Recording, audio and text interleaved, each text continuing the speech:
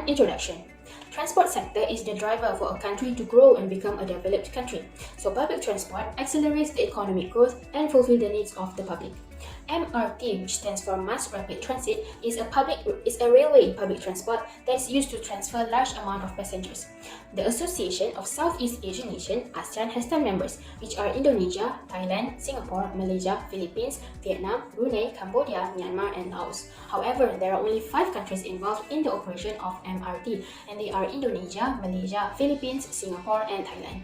In Brunei and Laos, there are no railway services, while Cambodia, Vietnam, and Myanmar uses the light rail transit, which is to transfer a small amount of people in a certain time. In this study, it is narrowed down to only measure the efficiency of MRT in ASEAN countries. This is because the efficiency of MRT is understudied. According to Mokhtar 2013, technical efficiency is the conversion of physical inputs into outputs relative to best practice. High level of efficiency means that it is good for the tourism sector and they have a great performance. So DEA approach is used to measure the efficiency. Problem statement. Despite ASEAN's growth and planning, public transport options remain limited by high prices and low efficiency. Based on Sustainable Cities Mobility Index 2017, Singapore ranked at 8th, Manila, Philippines ranked at 62nd, Jakarta, Indonesia at 89th, Bangkok, Thailand at 92nd, and Malaysia is at 95 out of 100, which indicates that Malaysia has one of the world's least reliable public transportation system.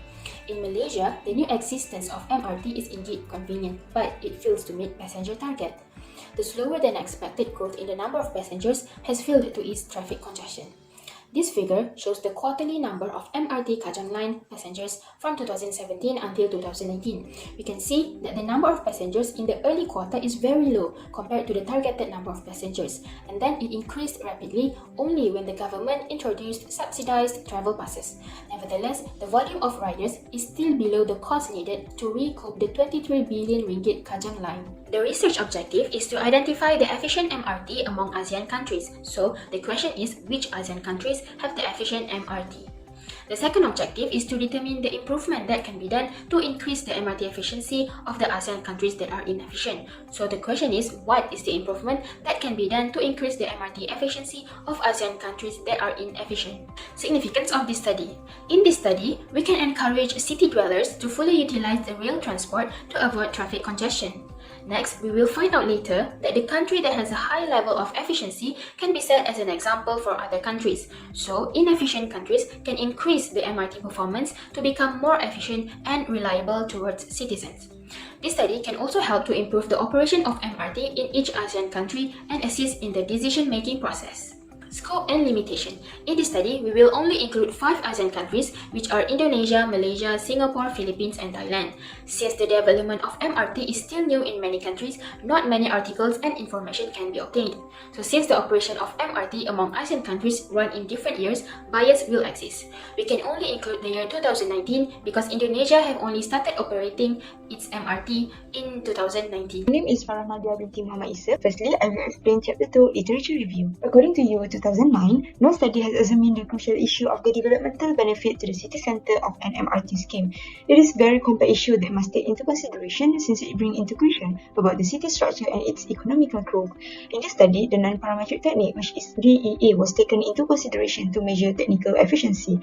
According to Vinkova 2005, DEA is a linear programming model used to measure technical efficiency assuming no random mistake. Efficient firms are those that produce a certain amount of or more output while spending a given amount of input, or use the same amount of or less input to produce a given amount of output when compared with other firms in the test group. According to Mahmoudi 2020, research on railway efficiency using DEA remains scarce compared to research efficiency of ports and airports using DEA. Therefore, surveying the efficiency of the railway transportation system will be beneficial for better integration and performance of this system. Moreover, research by Nguyen 2016 suggested there are 3 techniques to measure the efficiency of port, which are bootstrap DEA, standard DEA, stochastic frontier analysis, which is SFA.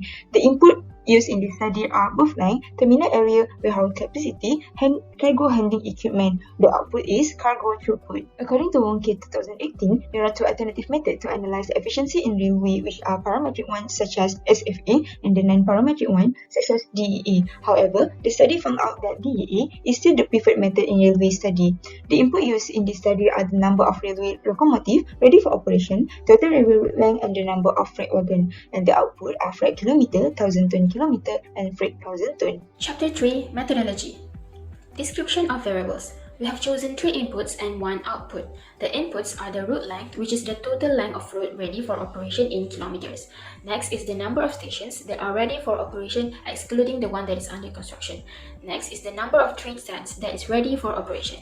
The output is the number of passengers, which is the total number of passengers in 2019.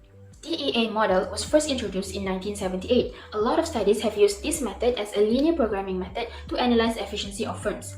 There are 2 basic DEA models, which are the CCR model and the BCC model. CCR model, which stands for Chance, Cooper, and Rhodes, is under the constant return-to-scale assumption, while the BCC model is under the variable return-to-scale assumption. BCC model is added with a convexity constraint, which is more preferable.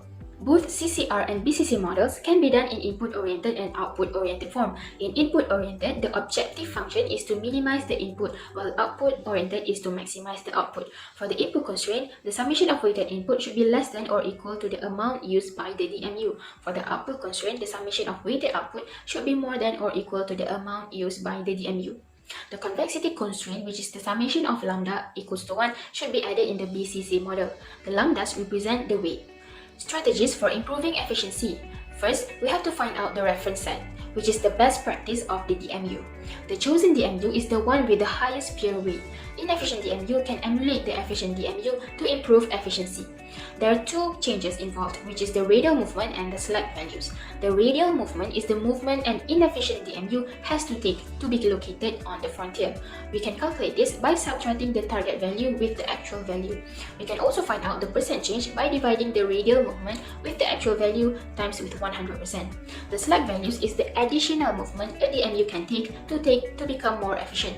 Slack values represent the overutilization of inputs or underproduction of outputs. Chapter 4 Result and Discussion. This is the input and output values taken from Ministry of Transport from each respective countries. As we can see, Singapore attained the highest number of passengers as the Singapore has been operated the MRT since 1987, while Indonesia has the lowest number of passengers as the development of MRT is still new, while the operation just started in 2019. Analysis of result. This is efficiency score for CCR model. The efficiency value for CCR model remain the same for both input and output oriented. The reason is that under the CRS analogy assumption, the production frontier is linear, making the output increases at the same rate as input are increased. The result shows Philippines and Singapore considered as efficient, meanwhile Indonesia, Malaysia, and Thailand can be categorized as inefficient DMUs as the value of the efficiency score is less than 1. For BCC model, the result shows Indonesia, Philippines, and Singapore are considered as efficient for both input and output oriented.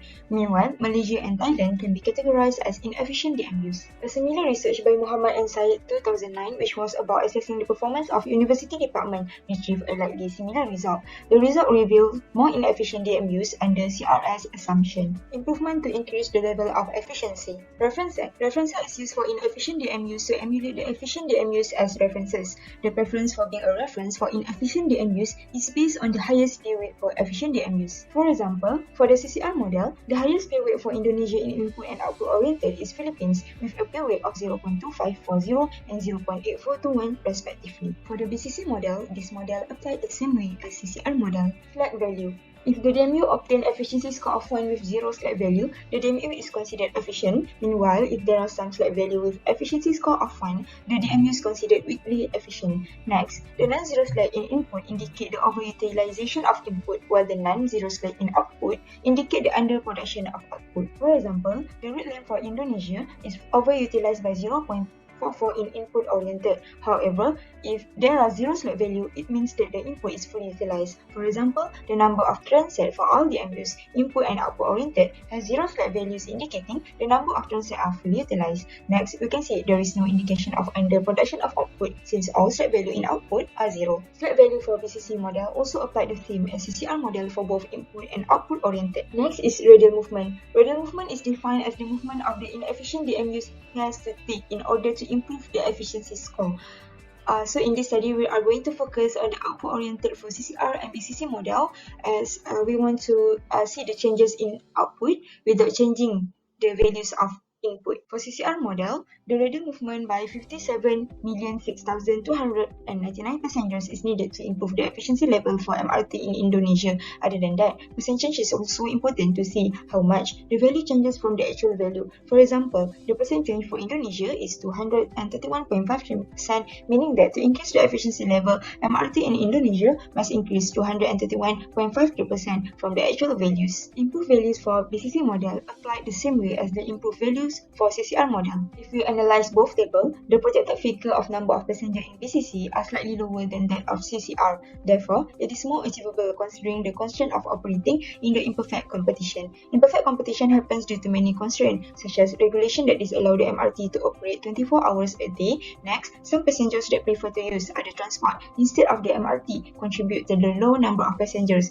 hence reducing the MRT efficiency. Due to constraints stated earlier, we only focus only on BCC output oriented to analyze the efficiency of MRT with input values. After we analyze using the AOS software, the result indicate that all the MU are efficient. However, Malaysia and Thailand are categorized as suitably efficient due to existence of slight value in input. Chapter 5, Conclusions and Future Recommendations. In conclusion, the applications of DEA are used in a wide range of contexts, such as transportation, banking, healthcare, education, benchmarking, and etc.